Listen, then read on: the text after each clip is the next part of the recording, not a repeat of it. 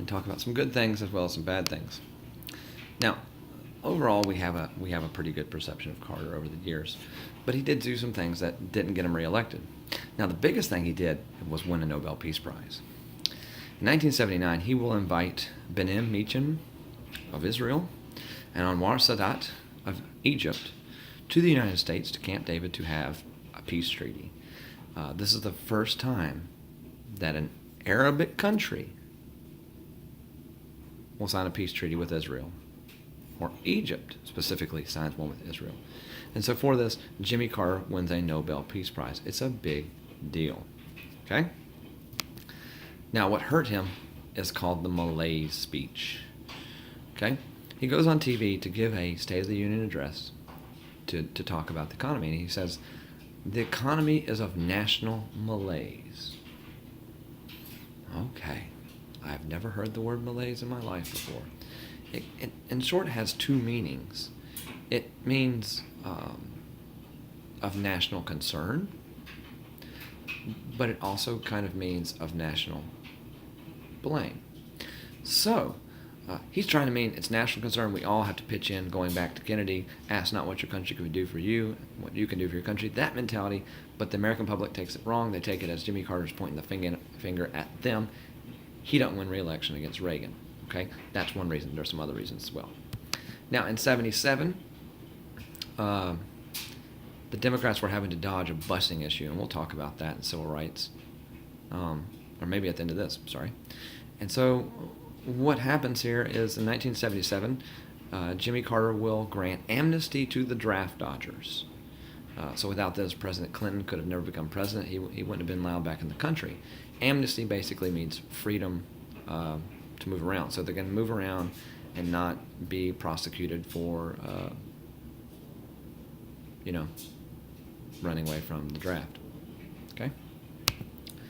Now, also in 1977, we have the Panama Canal deal.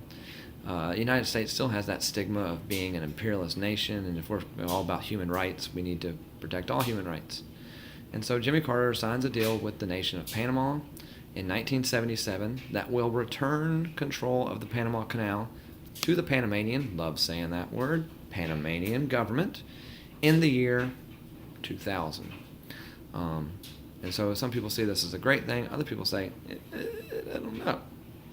Now, what hurt him again is the Middle East. And so we really got to move into this, and there's a lot here, so stay with me. Iran was ruled by, some people call it the Peacock Dynasty, etc. And there was a Shah, a king.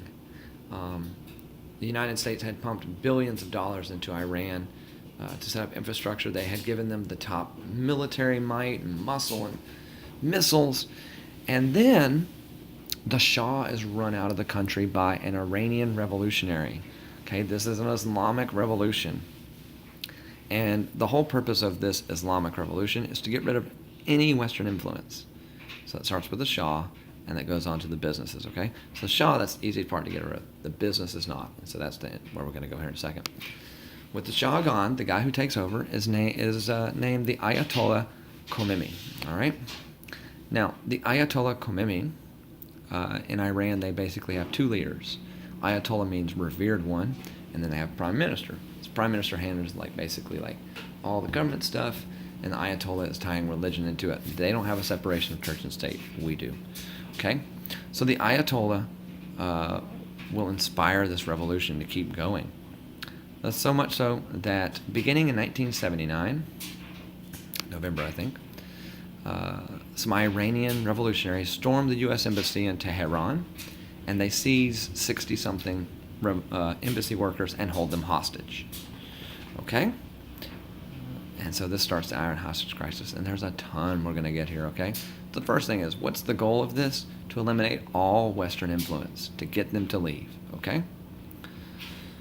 The next thing is, Jimmy Carter famously went on TV and said, I do not negotiate with terrorists. We've heard that many a times. He tried to do some other things. Famously, there was something called Operation Eagle Claw, where he tried to basically swoop in with helicopters and rescue them. Well, that failed, and 8 servicemen died. That looks like a black eye on Carter. And more kind of famously, because it was the subject of a movie that was really blown out of proportion, Argo. A fake movie was set up using the Australian embassy, and they wanted to make a movie about the Iranian Revolution. They wanted to talk to 2 hostages. They were granted them, and they got the 2 hostages out. Problem is, the Iranian government is mad about this. They see this as a dirty trick, and they refuse to talk to Carter at all. Okay? So what resolves this is called the Algiers Accords. Right? Algiers is the capital of Algeria. And what they basically agreed to is, we're going to give you hostages. In short, we'll pay you back for the weapons you have. And so after that as well, they're going to continue to move on and do this. Now, the problem is, the Algiers Accord happened within a few minutes, few hours of Reagan being inaugurated, and it leads to a scandal called the Iran-Contra scandal, and we'll talk about that later on, okay? Now, while this is going on, Carter will sign SALT II with Leonid Brezhnev of the Soviet Union, further reducing nuclear arsenal. And so we're going in the right place, right? Yet Reagan ramps this back up to like a 10 in the 80s, and we'll talk about how that happened. Now, the Soviet Union has their own little thing going on, their own little Vietnam. We've talked about this, the bear trap. They invade Afghanistan in 1979, and they stay there for 10 years. And so they're forced to kind of reevaluate things and move around. Now, people have always been trying to get to Afghanistan. If you notice, the Persians, Alexander the Great of Macedonia, the Turkish, the British Army, the Mongols, the Russians, and lastly, the Americans. We announced we were leaving Afghanistan in 2012, which we haven't yet, and I think it's been pushed to 2016 now.